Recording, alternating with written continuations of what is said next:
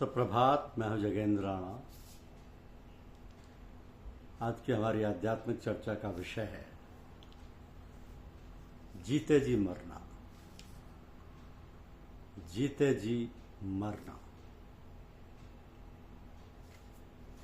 जब शिष्य आंखों के केंद्र पर पहुंच जाता है तो उसकी रूहानी प्रगति शुरू होती है। उसकी समस्त चेतनता शरीर के 9 द्वारों से सिमटकर आंखों के पीछे आ जाती है और शरीर चेतना शून्य या मुर्दे के समान हो जाता है। शिष्य की आत्मा जब चेतन मंडलों में प्रवेश करती है उस समय उसका शरीर अचेतन हो जाता है, परंतु शिष्य अंतर में पूरी तरह सजग और चेतन रहता है। तो आत्मा को स्थूल शरीर से समेटकर आंखों के केंद्र पर लाने की इस क्रिया को संतों ने जीते जी मरना कहा है। कबीर, गुरु नानक तथा अन्य संतों द्वारा प्रयुक्त जीते जी मरना, मृत्यु से पहले मरना और मरकर फिर जी उठना आदि वाक्यों को विद्वानों ने न केवल अलंकार का कथन माना है बल्कि ये एक अमिट सिद्धांत माना है कि जीते जी मरना चाहिए। उनका विचार है कि जीते जी मरने का भाव संसार के प्रति मृत या उदास हो जाना है अथवा संसार के आकर्षण और मोह के प्रति अनासक्त हो जाना है। इस प्रकार पंडितों और विद्वानों ने संतों के जीते जी मरने की वास्तविक रूहानी अवस्था को बाहरी वैराग्य की अवस्था समझ लिया है।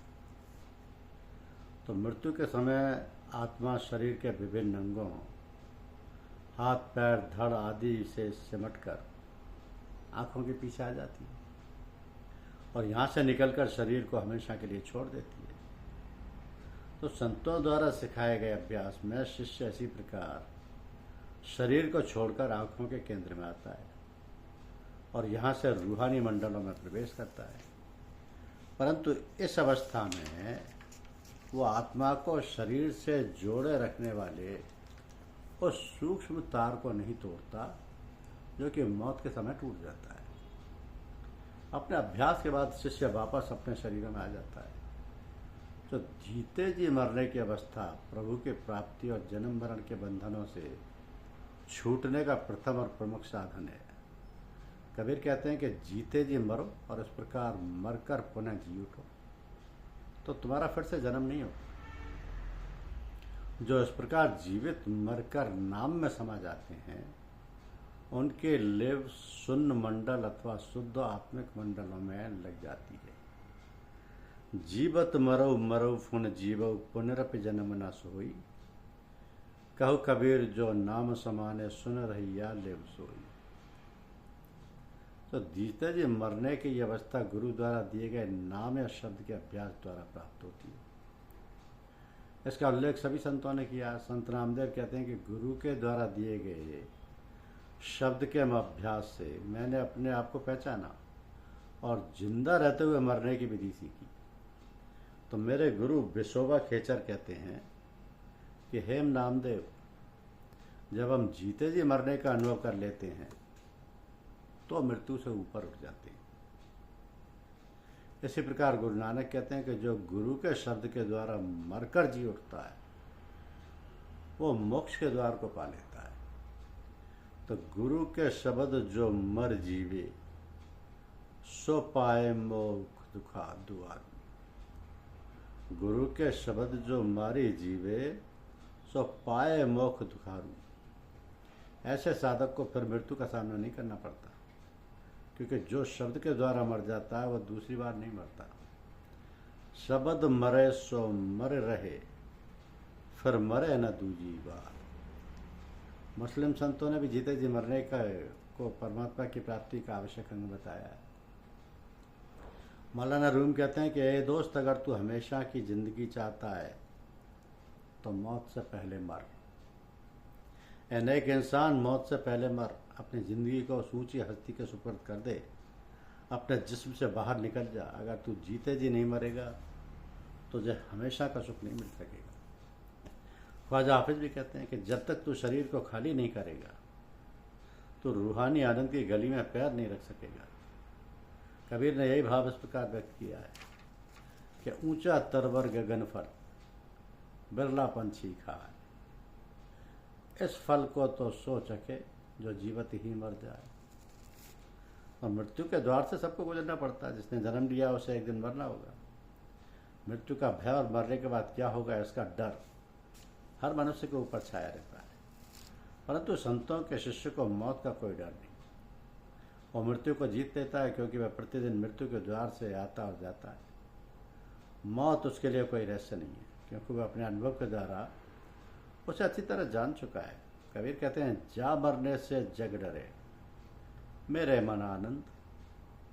अभ्यासी मृत्यु को आनंद की घड़ी मानता है, क्योंकि शब्द से जुड़कर वह जान गया है कि शरीर को त्यागने के बाद वह शब्द के चेतन और आनंद के धाम में निवास करेगा।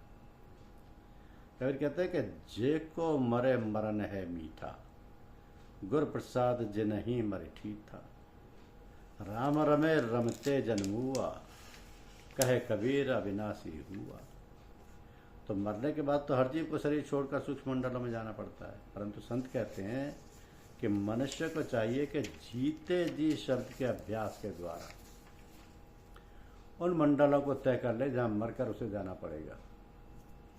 गुरु का दिया हुआ परम ज्ञान यही है कि शिष्य अंतर के मंडलों में जीते जी प्रवेश करे और सुन्न अथवा मन माया से परे के चेतन लोक में पहुंचे। अभ्यासी को चाहिए कि शरीर छूटने पर उसे जहां जाना है वहां जीवित अवस्था में पहुंचे। कहे कबीर गुरु परम ज्ञान, सुन मंडल में धरो ध्यान। पिंड परे जीव जहे जहां, जीवत ही ले राखो तहां। गुरु नानक देव जी भी फरमाते हैं कि मोइया जितु घर जाइए, तितु जी वदिया मरु मारा। जीते जी मृत्यु की क्रिया आत्मा को स्थूल जगत के बंधनों से छुड़ाने की क्रिया है। जब अभ्यासी अपनी इच्छा से शरीर के चोले को उतारकर अंदर के रूहानी मंडल में प्रवेश करता है, तब उसे ज्ञान हो जाता है कि वह शरीर नहीं चेतन आत्मा है। अब वह प्रभु के गुणों का चिंतन करने और उसमें समाने के योग्य हो जाता है। तो कबीर के अनुसार ऐसा व्यक्ति बिरला होता है जो जीते जी मरता है। ऐसा व्यक्ति मृत्यु के भय से मुक्त होकर प्रभु के गुणों में समा जाता है और जहां भी देखता है वहां उसे ही पाता है। कबीर ऐसा एक आद जो जीवत मृत्यु को होए, निर्वय होय के गुण रवे, जत पे खव तत सोए। शरीर को खाली करके अंदर जाना ही जन्म मृत्यु के बंधन से छुटकारा पाने का उपाय है। सभी संतों का कथन है कि जीते जी मरना परमात्मा की प्राप्ति का मार्ग है। तो कबीर कहते हैं कि जीते जी मरने की विधि जान लेते हैं। वे अंतर के 5 रूहानी मंडलों में प्रवेश करके वहाँ के आनंद का अनुभव करते हैं। उनको वह अनुपम वस्तु प्राप्त हो जाती है और वो अपने अहम से मुक्त होकर प्रभु में समा जाते हैं। तो जो जीवत ही मर जाने तो पंचशैल सुख माने। कहे कबीर सो पाया, प्रभु भेटत आप गवाए। परंतु जीते जी मरने की अवस्था गुरु का प्रसाद है। गुरु नानक कहते हैं कि भवसागर को पार करने का मार्ग अत्यंत कठिन है। जो उसे तरना चाहे उसे संसार की ओर से उपराम होना चाहिए और गुरु के प्रसाद अथवा कृपा से अपने आप को पहचान कर जीते जी मरना चाहिए कि भवे बहुजल मार्ग बिखड़ा, आश निराशा तरिए, गुर प्रसादी आपो चीने, जीवतिया मरिए। तो कबीर के अनुसार भी इस अवस्था की प्राप्ति गुरु के द्वारा ही हो सकती है। अपने एक दोहे में वो कहते हैं कि सतगुरु ने मुझे शब्द का बाण मारा तो मैं गूंगा बहरा और मतिहीन हो गया तथा इन पैरों से लंगड़ा हो गया। अर्थात जीते जी मरकर मेरी आत्मा रूहानी मंडल में चली गई जहाँ शरीर, इंद्रियों और बुद्धि का कोई उपयोग नहीं। आगे कहते हैं कि मैं सतूर के भाले की चोट से मैं सुख की अवस्था में पहुँच गया। अब मैं ना मरूंगा न जीऊँगा। वे लोग अमर हो जाते हैं जो इस प्रकार जीते जी मरते हैं। लागे गांसी सुख भया, मरे न जीवे कोई।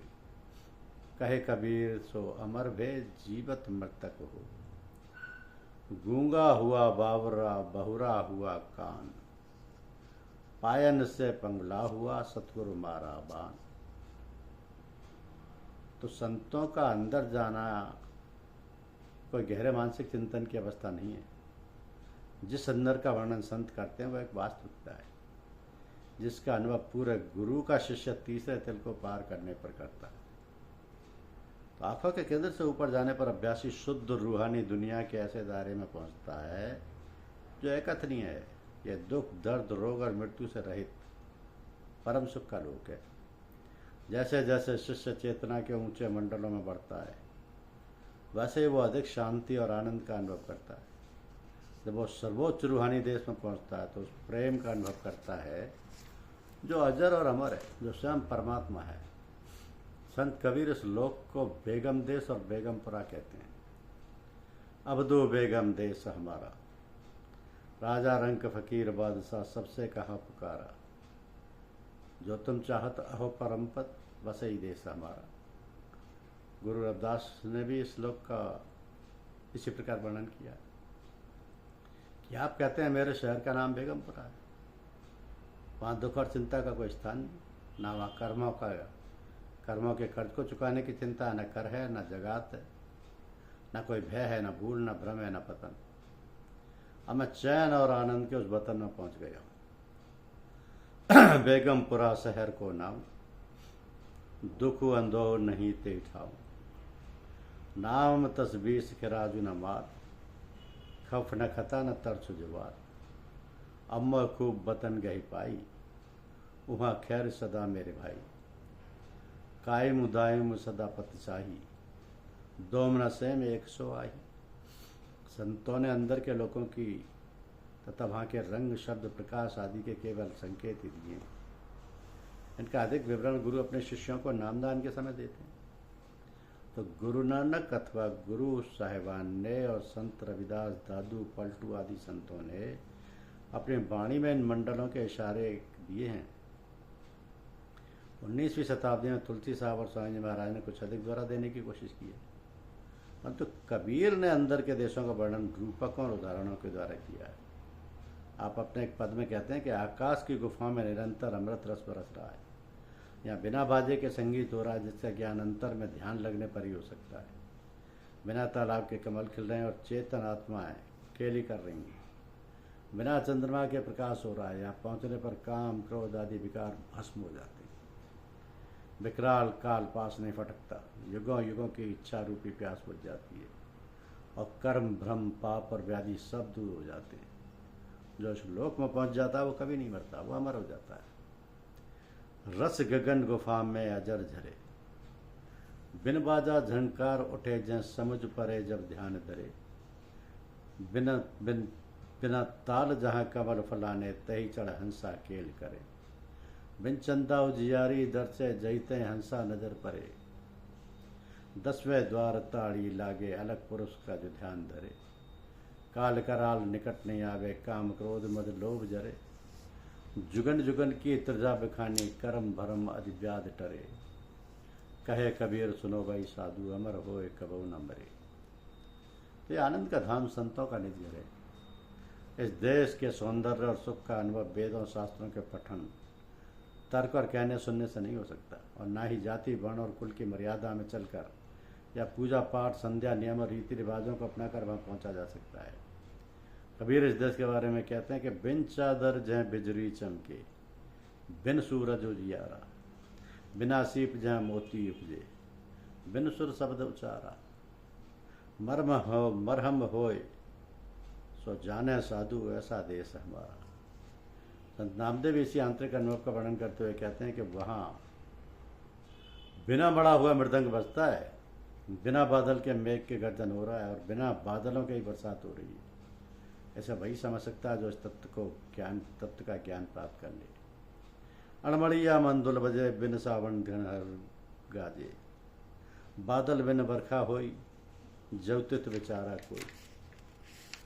तो जितने भी पूर्ण परमात्मा हुए हैं, जो अंदर के आत्मिक लोकों को पार करके परमात्मा से मिलाप कर चुके हैं, वे इन आंतरिक अनुभवों के इशारे देते हैं। प्रसिद्ध सूफी संत मौलवी रूम कहते हैं कि अगर तू आधी रात को सूरज की तेज रोशनी देखता है तो मुझसे बात कर। याद रख, केवल पाक रूहें ही उस सूरज को देख सकती हैं, और एक बार उसे देख लेने वाले के लिए दिन और रात में कोई फर्क नहीं रहता। दूसरे शब्दों में वो रूहानी प्रकाश अंदर लगातार मौजूद रहता है और वे इन उज्ज्वल मंडलों के निरंतर संपर्क में रहते हैं।